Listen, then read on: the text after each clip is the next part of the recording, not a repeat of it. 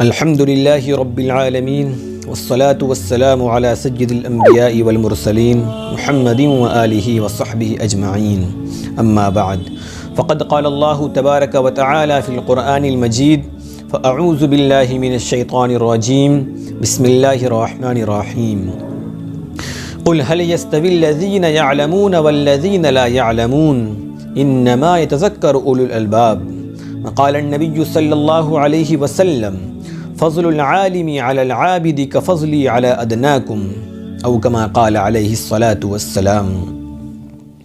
علم کی دولت ہے ایسی لازوال، علم کی دولت ہے ایسی لازوال جس کے آگے گنج قاروں پائے مال۔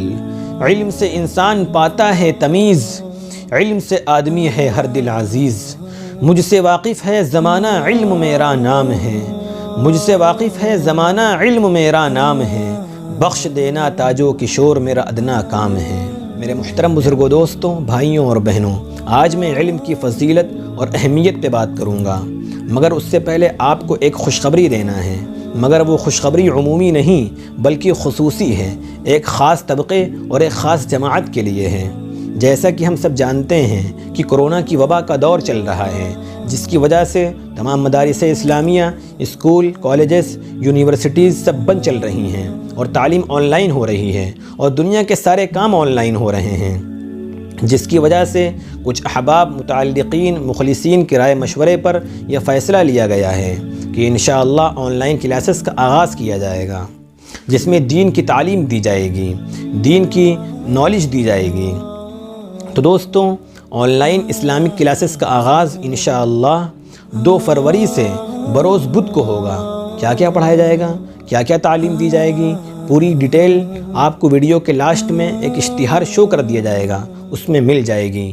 یا تو آپ اس کا اسکرین شاٹ لے لیجئے گا، یا تو آپ جو نمبر ہے اس نمبر پہ کال کر کے پوری ڈیٹیل، پوری نالج، پوری جانکاری لے سکتے ہیں۔ پوری انڈیا سے آپ اس میں داخلہ لے سکتے ہیں، ایڈمیشن لے سکتے ہیں۔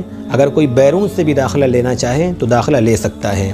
خواتین کے لیے، بچیوں کے لیے بھی تعلیم کا خاص نظم ہے، جس کے لیے بہترین حافظہ، عالمہ، فاضلہ ٹیچر موجود ہیں، جن کو ماشاءاللہ پڑھانے کا بھی کافی تجربہ ہے، کافی ٹائم سے انہوں نے بچیوں کو پڑھایا ہوا ہے، تو وہ بہترین طریقے سے پڑھا سکیں گی، نالج دے سکیں گی۔ کچھ لوگ یہ کہتے تھے کہ عمر نکل جانے کی وجہ سے اب پڑھائی نہیں کر سکتے مدرسے کے اندر جا کر، اور کچھ خواتین بھی گھروں میں مصروف رہنے کی وجہ سے باہر جا کر کسی یونیورسٹیز کے اندر یا کسی مدرسے کے اندر یا کسی پڑھی لکھی ٹیچر سے تعلیم حاصل نہیں کر سکتی تھیں، بہت ساری دقتیں پیش آتی تھیں۔ لیکن اب تو کافی آسانی ہو گئی، کافی سہولت ہو گئی، تو اس لیے آن لائن تعلیم کے ذریعے سے وہ گھر میں بیٹھ کر بھی تعلیم حاصل کر سکتے ہیں، جو بھی حاصل کرنا چاہیں۔ دوستوں، علم کا وہ عظیم مقام ہے جس کی بدولت انسان میں انسانیت آتی ہے۔ علم ہی کے ذریعے انسان حلال اور حرام کی تمیز کرتا ہے، اور علم ہی کے ذریعے انسان اپنے آپ کو اور اپنے خالق و مالک کو پہچانتا ہے۔ علم اور جہالت میں کیا فرق ہے، اس کی وضاحت اللہ رب العزت نے قرآن کریم کے اندر فرمائی ہے۔ قل هل يستوي الذين يعلمون والذين لا يعلمون، کہ اے نبی کریم صلی اللہ علیہ وسلم آپ فرما دیجئے، کیا جاننے والے اور نہ جاننے والے برابر ہو سکتے ہیں؟ مطلب یہ کہ ہرگز برابر نہیں ہو سکتے، بلکہ عالم اور جاہل کے درمیان ایک بہت بڑا فرق ہے، جس کو اللہ رب العزت نے قرآن کریم کے اندر کئی انداز سے بیان فرمایا ہے۔ ایک مقام پر ارشاد فرمایا وَمَا يَسْتَوِي الْأَحْيَاءُ وَلَا الْأَمْوَاتُ، کہ زندہ اور مردہ برابر نہیں ہوتے، اور ایک مقام پر فرمایا لَا يَسْتَوِي أَصْحَابُ النَّارِ وَأَصْحَابُ الْجَنَّةِ، کہ آگ والے یعنی جہنم والے اور جنت والے برابر نہیں ہو سکتے، اور ایک مقام پر فرمایا لا يستوي الخبيث والطيب، کہ پاکیزہ چیز اور ناپاک چیز برابر نہیں ہوتی۔ امام غزالی رحمۃ اللہ علیہ فرماتے ہیں کہ ان تمام آیات میں علم، طیب، جنت اور حیات، یہ سارے کے سارے الفاظ اللہ تعالیٰ نے علم ہی کے لیے استعمال فرمائے ہیں، اور جو ان کے مقابلے میں ہیں وہ جہالت کے لیے ہیں۔ میرے دوستوں، یہ دنیا دار الاسباب ہے، یہاں ہر چیز کے وجود کے لیے کوئی نہ کوئی سبب ہوتا ہے، کوئی نہ کوئی ریزن ہوتا ہے، اس لیے عزت کے وجود کے لیے بھی کوئی نہ کوئی سبب ہوگا۔ اسی وجہ سے اللہ رب العزت نے انبیاء اکرام کے مرتبے کو بلند و بالا کرنے کے لیے انہیں کچھ امتیازی علوم عطا فرمائے تھے جو بظاہر ان کی بلندی کا سبب بنے۔ اللہ رب العزت نے حضرت آدم علیہ السلام کو یہ بلند مقام عطا کیا کہ فرشتوں کو حکم دیا کہ ان کے تخت کو لے کر پورے جہان میں پھریں تاکہ تمام لوگوں کو ان کا بزرگ ہونا معلوم ہو جائے۔ اور یہیں پر بس نہیں کیا بلکہ فرشتوں کو حکم دیا کہ آدم علیہ السلام کو سجدہ کریں۔ تو اس کا کوئی ریزن ہوگا، ہاں اس کا سبب، اس کا ریزن اللہ رب العزت نے قرآن کریم کے اندر بیان فرمایا ہے۔ وَعَلَّمَ آدَمَ الْأَسْمَاءَ كُلَّهَا کہ اللہ رب العزت نے آدم علیہ السلام کو تمام چیزوں کے ناموں کا علم عطا کیا تھا۔ یہاں پر کسی عارف باللہ نے ایک عجیب نکتہ بیان کیا ہے کہ حضرت آدم علیہ السلام کو تمام چیزوں کے ناموں کا علم دیا گیا تو ان کو اتنی عزتیں ملیں کہ نورانی مخلوق بھی ان کے آگے جھکنے پر مجبور ہو گئی۔ تو اے مومنوں، اے مسلمانوں، اگر تمہیں اللہ رب العزت کے ناموں کی معرفت حاصل ہو جائے، اس کی پہچان ہو جائے، تو سوچو تمہیں کتنی عزتیں نصیب ہو جائیں۔ دیکھیے حضرت موسیٰ علیہ السلام اللہ تعالیٰ کے پیارے نبی ہیں، کلیم اللہ ہیں۔ اللہ تعالیٰ نے ان کو بڑی بڑی نعمتوں سے نواز رکھا تھا، لیکن ایک چیز کا علم نہ ہونے کی وجہ سے ان کو حضرت خضر علیہ السلام، جن کے نبی ہونے میں بھی اختلاف ہے، ان کے پیچھے پیچھے چلنا پڑا۔ اور حضرت یوسف علیہ السلام کی حالات زندگی کو پڑھنے سے یہ معلوم ہوتا ہے کہ ان کے حسن نے ان کو قید خانے میں ڈلوا دیا، مگر ان کے علم نے ان کو تخت شاہی پہ بٹھا دیا، مصر کے خزانوں کا مالک بنا دیا۔